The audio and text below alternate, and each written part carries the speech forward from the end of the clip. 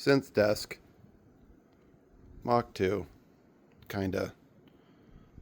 Dave Smith, Prophet, Rev 2, Sequential, also Dave Smith, Pro 3, Keystep Pro under here.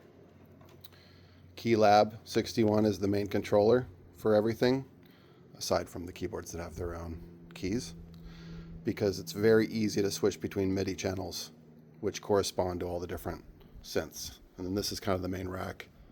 Hydrasynth, DeepMind 12, Korg Wave State, Korg Mod Wave. All of it feeds MIDI into the MRCC MIDI router by Conductive Labs. Amazing piece of gear. And then everything goes into this Mo2 24AI, which is an analog input, not an artificial intelligence. What will go here is the Native Instruments machine, or it can be swapped out with a Ableton Live controller, like a push. But really, I mostly use the Machine M Plus because it's pretty much standalone, and I use it to capture all of the MIDI for kind of, idea scratch pad sort of thing. Yeah, so wiring. How do you do wiring so that it doesn't look like a huge rat nest?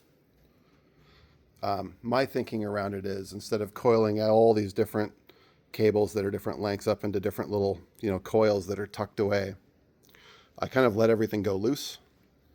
And then once everything is wired and working and tested, I gather up the major clumps and do a kind of a tidy roll in Velcro, so that if you ever need to operate or troubleshoot something, you can just release that and you get back to this open state where you can kind of fish wires around.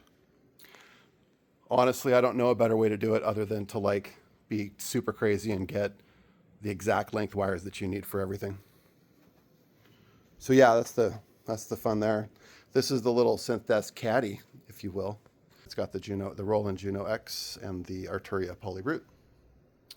And both of these are on lifting desks or uplift desks, so they can be at a sitting position or a standing position. How about that? Stay tuned for more fun with the Synth Desk.